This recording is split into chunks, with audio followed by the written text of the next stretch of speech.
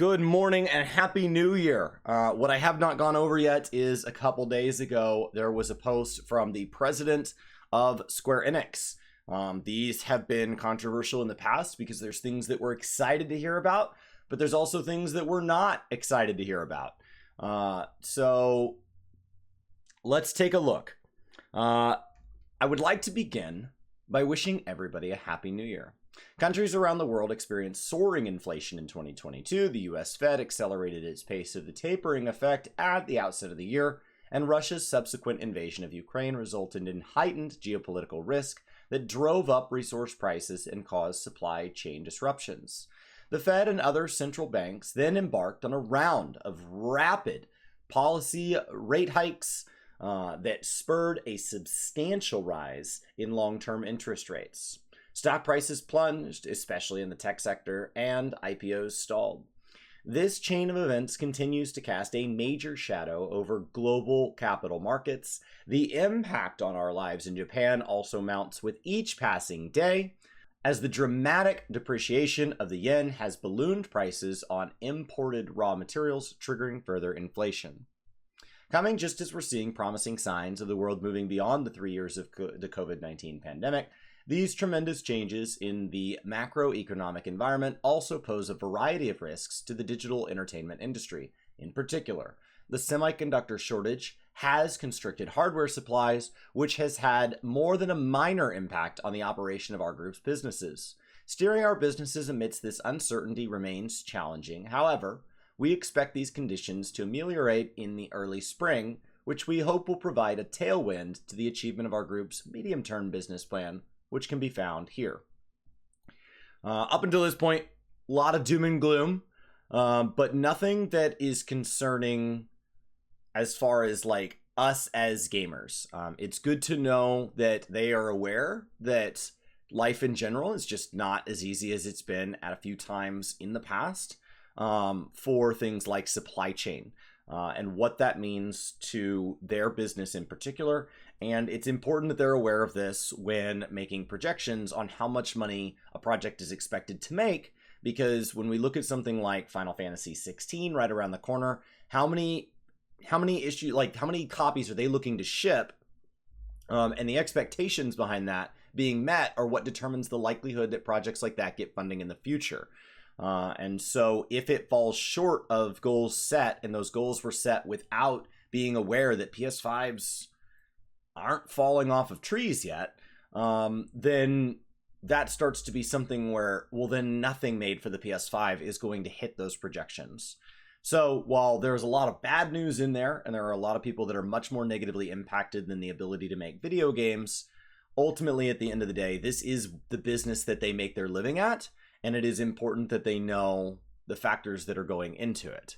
Based on this understanding of our environment, we ascribed two purposes to the year of 2022.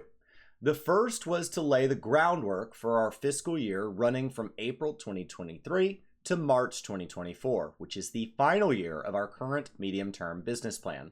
The second was to implement structural reforms that looked even further out. For these reasons, we undertook a major overhaul to both our development and publishing organizations, with a focus on our core existing digital entertainment business. On the development side, we sold 3 studios: Crystal Dynamics, Eidos Montreal, and Square Enix Montreal, as well as associated IP to Embracer Group in August of last year. The objective of this divestment was to further concentrate our resources, as the increasing sophistication and complexity of game development have made such endeavors more costly to pursue. This divestment represents part of the aforementioned structural reforms and was designed to effect fundamental change in our portfolio of studios. We will also start to reconfigure our group's portfolio of titles for the medium to long term. To that end, we will accelerate our efforts to strengthen our internal development capabilities by further expanding our internal talent pool, while also more quickly concentrating our resources on the development of titles that are competitive globally. The remarkable growth in the scale of modern development has made elevating the skill sets of focusing our efforts on our development teams more important than ever. A lot of this looks to be like things like, but not limited to, Creative Business Unit 3, Naoki Yoshida's studio having immense success. And when interviewed and asked a while back what it's like to be a Japanese developer with part of his audience of games like Final Fantasy XIV having a Western audience, he responded by saying, I'm not. I'm a global developer making a global game for a global audience. And this is not the first time that we have seen ripples that may not entirely be caused by him, but do in part seem to be Naoki Yoshida's mentalities expanding outward. And I think that's something that players who have a lot of trust in him can take a lot of confidence in. As somebody that has a pretty substantial amount of weight for not being the president of Square Enix within their organization and the direction it goes, it's good to see somebody that values these things and says, like, no, there are just certain things I'm not going to back down from.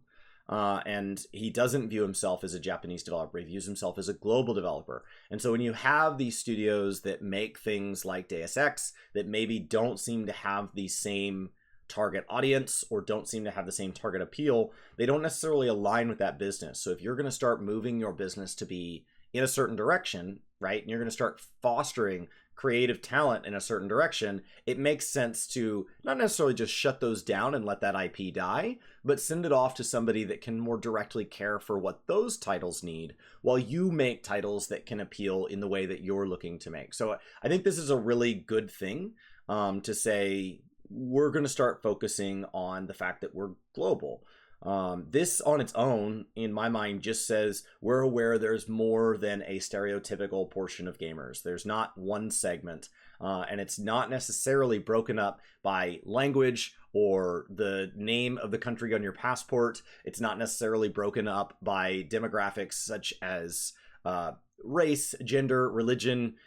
Games can be appealing on a wide scale, and you can come out with things that are global, and it doesn't necessarily mean that you have to distill down their meaning. Endwalker still had a lot of very hard-hitting emotional punches, had a lot of very taste-specific decisions for the fact that it can appeal in general to a very large audience, and that you have people who maybe don't like a particular one piece of content, but actually like the piece of content as a whole. And so as we see things like the Final Fantasy XVI being the first numbered M-rated title, and Yoshi P said that he was excited that they were going to be able to tell story beats that they have not been able to tell due to ratings limitations. They've had to tell certain aspects of stories off screen. It doesn't mean they can't be hard-hitting. It doesn't mean it has to be distilled down. It just means that you need to be aware that it's got to be really refined. If it's going to speak a human truth, and not something that might ring true on more of a regional or local level, that's going to take a different kind of talent and a different kind of focus. So I don't think that's on its own is really concerning. I don't think it would be concerning if they said they wanted to go the other way and they wanted to focus more on letting specific titles cater to specific people. There can be success in that as well. I think what this tells us is which direction are they going. You're either going to specific games made for a specific audience, and sometimes we hear people who are fans of Ashes of Creation that think that this game's not going to be the biggest MMO, but it's going to cater to a specific audience, and it's going to do that very well. The Path of Exiles team, that's what they bank on. They don't bank on being globally accepted as the biggest game of all time. They bank on having a very set set of gamers consuming it in a very set, specific way. And that would start to show maybe in things like language support, but would also just show in design decisions being really specific on requiring a certain skill floor or setting a certain skill ceiling or having a certain content pacing, and not having a wide variety of content in a game, as opposed to something that's supposed to be more globally appealing, where you need to have a very low skill floor, ideally still a very high skill ceiling, and you need to have a lot of levels in between, and that's just a different game. And so I think it's just nice to know that Square Enix as a whole is going to be associated with one thing, and them to tell us that. It doesn't really matter to me in the short term what that thing is, because me as a gamer, if they ever stop making games I enjoy, I can just go spend my money elsewhere, right? That's really their problem. And so I think to inform the general market of like, this is our intention, I think is a very fair goal. Divesting studios and strengthening our internal development capabilities may, on the surface, appear to be moves that are at odds with one another. However, we must flexibly and constantly revisit our medium and long-term title portfolio and the development studios that create it in the light and the environment in which we find ourselves. As such, both of these movements are essential if our group is to continue to provide entertainment that meets the needs of an evolving world. We will continue to review our development organization and use M&A and other methods to optimize our studio portfolio by both organic and inorganic means, thereby ensuring that we continue to strengthen our internal development capabilities.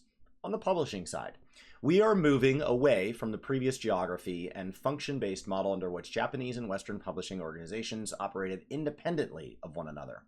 Instead, we are creating an end-to-end global publishing organization based on the concept of one Square Enix.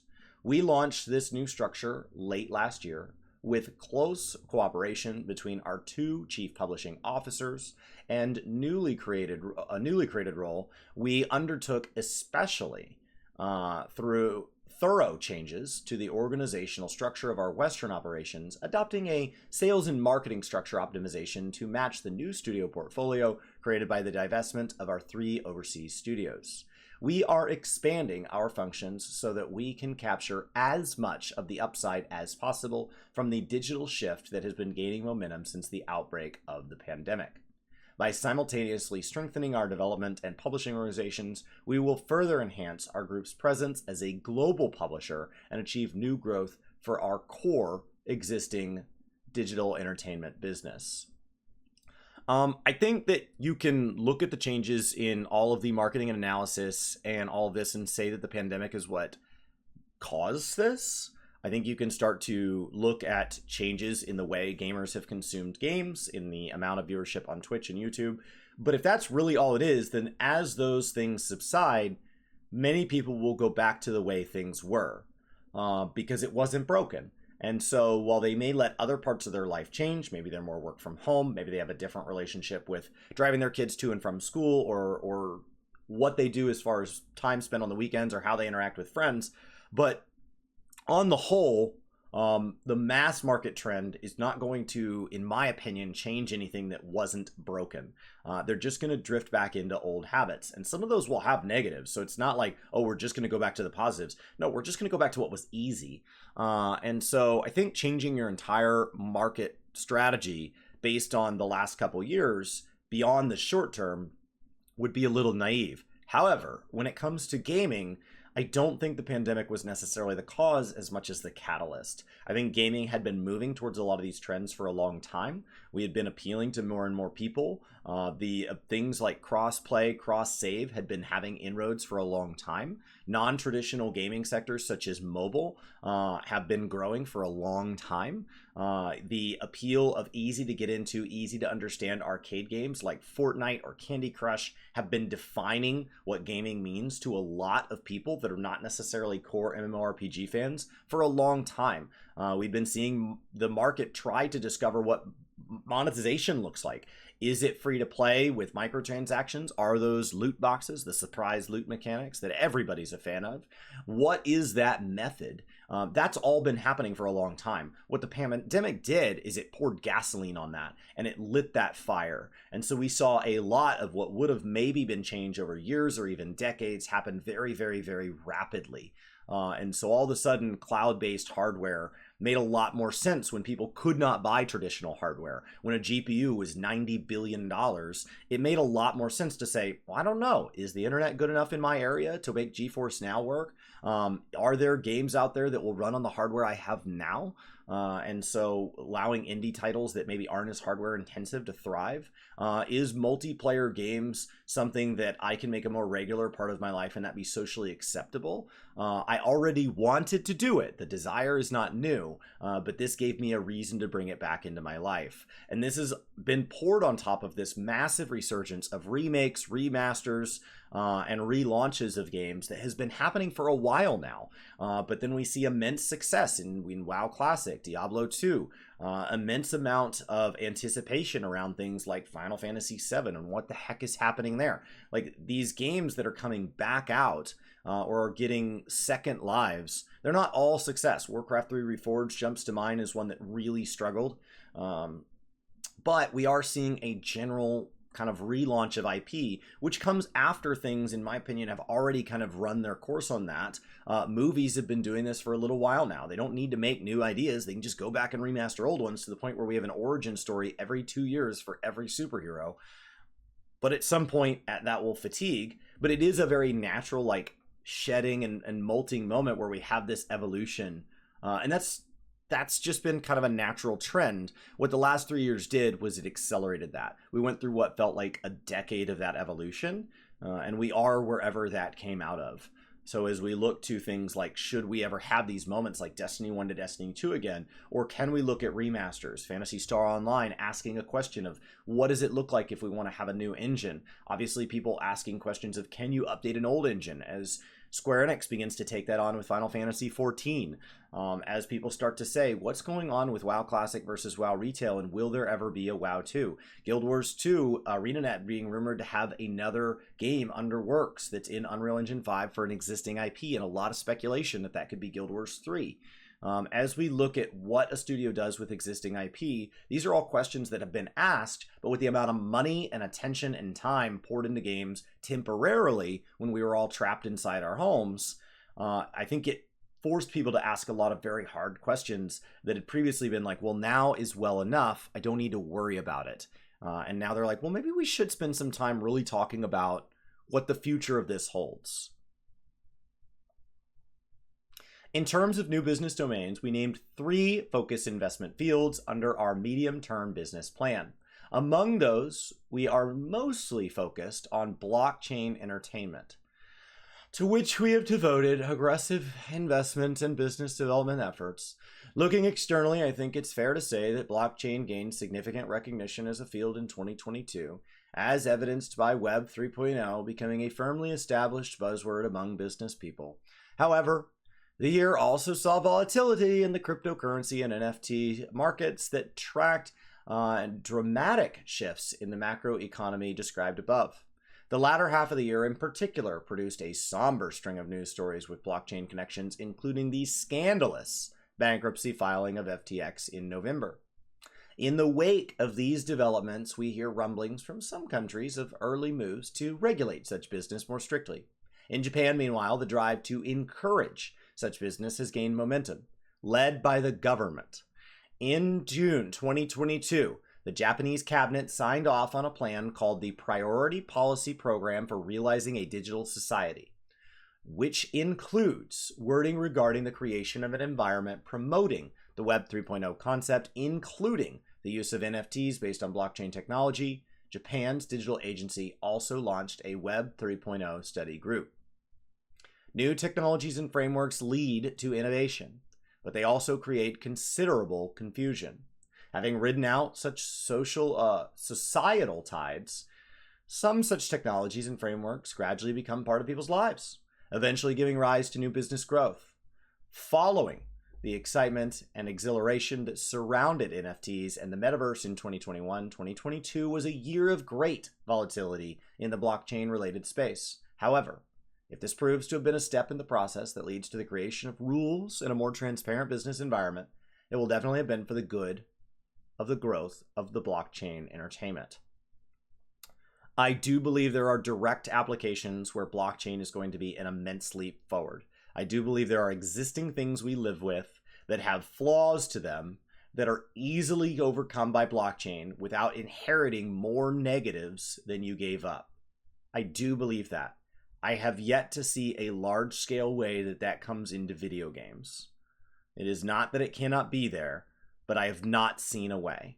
And so if you have something that is not offering a massive creative or structural advantage, and then you try to create a game whose core feature should be that it is fun, that it as an intrinsic level is fun, at its very core foundation is fun, and you start layering on things that change its very structure, such as monetization or blockchain technology, which is largely seems to so far in gaming be aimed at monetization, whether it's aiming too much societal pressure, whatever it is, anything that starts to detract from the fun to the point where where it's damaged, where the fun is now taken out of the game for something that does not add to how many people are allowed to play it, does not add to the ability to play it on lower hardware or a wider audience or across more languages,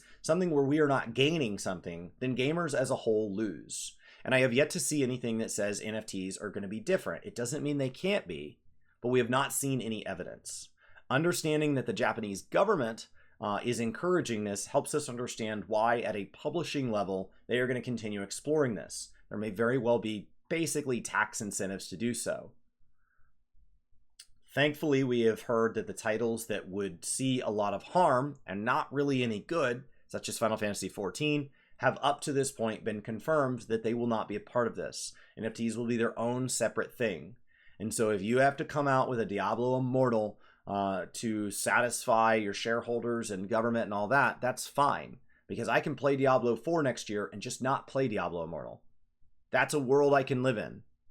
So I'm perfectly okay if Square Enix needs to dilute their name across more market strategies, and one of those needs to be associating itself with NFTs. Because I can just ignore it. I can just move on. Where this makes me nervous is this is the second annual letter in a row that has brought this up in a big, meaningful way.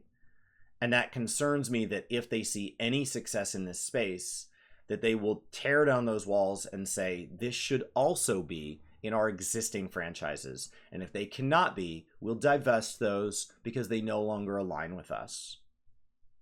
That is a way far-reaching fear. There is no evidence that that's the case. There is nothing to back up that there is any chance that that would happen. And Creative Business Unit 3 has been a dominant force in the amount of income coming in quarterly, so there is no reason to believe they would do anything to touch the cash cow as long as it's succeeding. But as we have seen in other business mergers in the past, when a leg of a business starts to have some rough years, that is when the overall strategies of the publishing arm start to creep in. If one particular sector of a business starts to struggle, there starts to be a question of, are you not aligned with our core strategies? Is that why you're failing? Maybe you should bring some of our core strategies in. And if those core strategies include a massive investment into the time and effort put into bringing NFTs into games in a way that does not advantage gamers, then to see Final Fantasy XIV or Final Fantasy XVI have a couple of what the market deems are bad years could see that start to erode. I think it's a very distant fear. I don't think it should be something that keeps us up at night, but it is something to keep an eye on, specifically when it comes to reading the 2023 and 2024 letters from this CEO here. Like that's the plan. When I see the president or whatever his title here is writing this stuff annually, it's just something to keep an eye on a trend. As of now, I don't think there's anything actionably concerning about this. Keeping a steady eye on these environmental changes while considering from a higher level perspective what Web 3.0 and blockchain entertainment are actually all about presents a different vista than if we focus on them solely in the technological or speculative investment terms. As I said in last year's New Year's letter, if we consider traditional gaming to have been centralized, then blockchain gaming must operate based on a self-sustaining, decentralized model. It is that concept, that philosophy, that I see to be key. That is to say that what sort of new experiences and new excitement our digital entertainment business can deliver to our customers through its game development efforts and other endeavors under the self-sustaining, decentralized concept is extremely important. Multiple blockchain gaming events held overseas recently produced more active discussion than ever before about what makes games exciting and what their user community looks like. The market was driven more by speculative investors than by gamers through 2021. In other words, the content that was at the forefront was created based on the premise that blockchain NFTs should result in monetization. However, in the wake of the aforementioned turbulence in the cryptocurrency industry, there is now a trend to view blockchain technology as a mere means to an end to discuss what needs to happen to achieve the end of delivering new experiences and excitement to customers. I see this as a very beneficial development for the future growth of the industry. Absolutely. Absolutely. The idea that you have people playing Earth 2 or whatever Logan Paul's little hatching game was and stuff like that, I don't see any core gameplay loops in those. I have yet to see how Earth 2 is a game. It's not a game. It's some weird form of alternative investing. And from the way it looks like it's investing, it is not wildly different than considering a trip to Las Vegas investing. So I am not saying that nobody's ever gone to Las Vegas and flown home with more net worth than they left with. But so far, that is all it is. It is not the same as tying your 401k to the S&P 500. It is not the same as your family owning a slew of rental houses. It is not the same. It is not an annuity or anything like that. It is a gamble. I am not saying that gambles don't have wild upsides. That's why they're exciting. But they are just that. And more importantly, when we're talking about gaming, investing is not done for fun. Investing, if it is true investing, is done for monetary gain. It's not about what's exciting. It's not about what is thrilling. It's not about bringing joy to your life. It's about bringing more money than you started with. And that is not the basis of a good game, which means that for as long as NFTs become this constant reminder of people who put $10 in and got $1 billion out, there is nowhere in there that we get to focus on the fun, the joy of gaming, bringing people together to just have a better day than when they woke up. So I don't see how Earth 2 or anything like that is any more of an entertainment than thanks to the sheer amount of content that people like Callum Upton and Josh Strife Hayes have made out of it. But outside of those hooded people there to bring down this not a game for not being a game, I don't see any real value in the NFT space. I am not saying it can't be there, but somebody needs to reimagine how to use this tool. There are times in the past where something imagined for one thing gets used differently and it changes society at a functional level. That's fine. But as of right now, I haven't seen anybody offering to do that. So far it's been, I want to make a ton of money off NFTs. Maybe we should market it as a game. Our group has multiple blockchain games based on the original IPs under development, some of which we announced last year, and we are undertaking preparations that will enable us to unveil even more titles this year. We are also engaged in global sourcing from an investment perspective and will continue to take stakes in promising businesses, whether we find them in Japan or abroad. Blockchain has been an object of exploration and a source of turmoil, but with that in the rearview mirror, we hope that blockchain games will transition into a new stage of growth in 2023. Do you mean one where more than the founders make money? Because the other thing that's been constant about the NFTs in gaming space is that the only person that doesn't lose are the people that made the game. Everybody else is just being robbed to varying degrees. I don't know how to make this more clear. So far, the only application of NFTs has been wide-scale theft. The moment these stop being Ponzi schemes scams, I'm incredibly intrigued in what the technology can do. The technology is a tool. It's a hammer, it's a screwdriver, it's a crowbar. But so far, all that hammer, crowbar, and screwdriver have been used for is to break open people's digital wallets and to take money out of it. If people believe that can be used to build a new type of house, I'm incredibly interested to see that. But as of today, the only growth in the industry has been the growth of the wealth who make these things. I don't know how to be any more clear. So until we can have, as Franchi over on the stream chat reminds us, of where a heart pill such as Viagra finds a very different use for its small blue tablet shape that really enlarges the amount of business impact it can have, I don't see where NFTs are doing anything but stealing. I'm interested to see where NFTs can engorge the amount of fun we have, but so far that has not been the application. Lastly, I would like to note that 2023 is a milestone year for us that marks the 20th anniversary of the merger of NX and Square.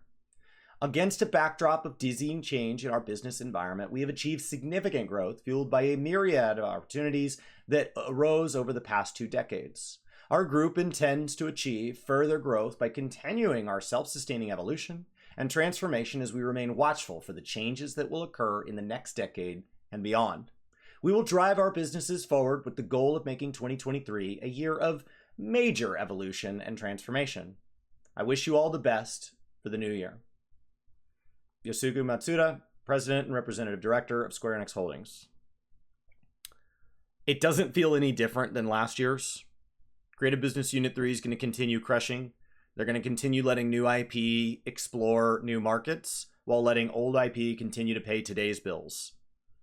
They're aware that their hardware partners, such as the people over at Sony, are not necessarily selling the number of copies per year based on demand, but instead based on supply chain restrictions. And so the ability to predict how many copies they can ship to platforms that are limited in growth potential is something they are aware of. And so they need to look at technologies such as browser or mobile or anything like that, or existing platforms where they're not necessarily so restricted by hardware growth. And so having PS5 exclusives nonstop is a market cap. And so maybe that's not a good thing. But overall, this is just another letter. I don't see anything too concerning about it. I have a generalized concern towards NFTs in the gaming space. It is not something that drives my day to day, but it is something that if we ignore the dull roar, then one day we wake up and they're just here and people are like, well, why didn't you say anything sooner? Because it felt premature to complain about NFTs in games that don't have NFTs. There are no NFTs in Final Fantasy XIV, so I'm not complaining about the NFTs in Final Fantasy XIV, but I shouldn't have to wait for there to be NFTs in Final Fantasy XIV to tell you that I don't want that. I don't want that. How clear can I make it? I do not want NFTs associated with any existing IP, especially IP that was built 10 or more years ago. It was not built with that in mind. It should not be introduced with that in mind. These games don't really thrive through things like graphical updates or engine overhauls, and when they have them, traditionally that has been a very hard phase to navigate. I definitely don't really enjoy things that are changes to the monetization side of things on a scale that doesn't seem to be we're reflecting what the market wants. As they noted, investors are the people excited about NFTs. People who think that they can put a little money in and pull a lot of money out, not gamers. Gamers being excited about games being cross-platform, cross-save, moving to a more free-to-play model, things like battle passes, these things having support among some gamers. Whether or not it's me, I at least understand how that would start to be a bigger and bigger impact on the gaming space, because I do have friends that like a lot of these changes. And so whether or not I like them, I at least understand where it's coming from.